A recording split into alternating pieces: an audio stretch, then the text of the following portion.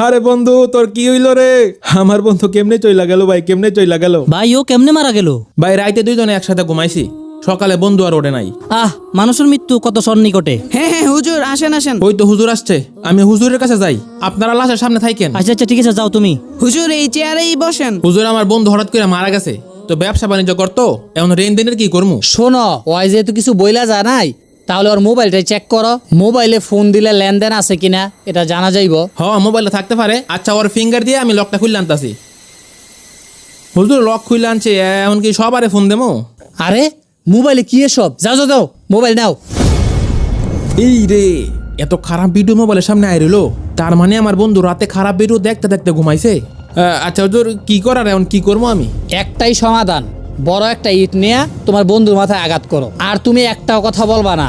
এটাই তোমার বন্ধুর জন্য ভালো হবে। দ্রুত যাও। আচ্ছা হুজুর, আমি এক্ষুনি যাইতাছি। আমার বন্ধুর মাথা আমি ফাড়ামু। হুজুরে কইছে মাথা ফাড়ানোর লেগা, তার মাথা এ ভাই দাঁড়াও দাঁড়াও দাঁড়াও। আরে আপনি এটা কি করতেছেন?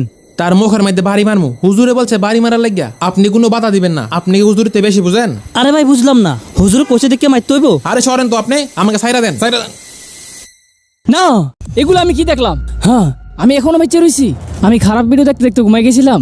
সত্যি যদি আমি এখন মারা যেতাম তাহলে আমার কি হইতো? কিরে সাকিব, তোর কি হইছে? এমনি লাভ মাইরা উঠলে কি লেগা?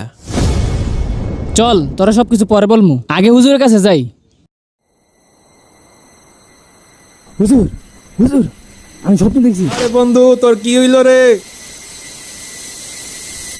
এখন আমি কি কি কি কি করতাম? আস্তাগফিরুল্লাহ। এখন 90% পোলাপাইনের এই অবস্থা। তারা গান বাজনা শুই না ঘুমাইতে যায়, এই অবস্থায় মৃত্যুবরণ করলে তাদের কি অবস্থা হবে? শোনো, তুমি মনে করো আল্লাহ রাব্বুল আলামিন এটা তোমার সুযোগ দিছে, তুমি তো বাস্তবে মরে যেতে পারতা।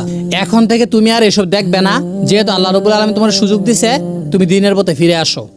যে কোনো সময় আমাদের মৃত্যু আসতে পারে, তাই আমরা মোবাইলে এমন কিছু দেখবো না এবং করব না যেন হঠাৎ মৃত্যু আসলেও আমরা দুনিয়ার কারো কাছে লজ্জিত না হতে হয় এবং পরকালে শাস্তি ভোগ করতে হয়। মোবাইল যেন আমাদের জাহান্নামের কারণ না হয়। আর আমরা সকলেই মৃত্যুর জন্য সবসময় প্রস্তুত থাকা প্রয়োজন।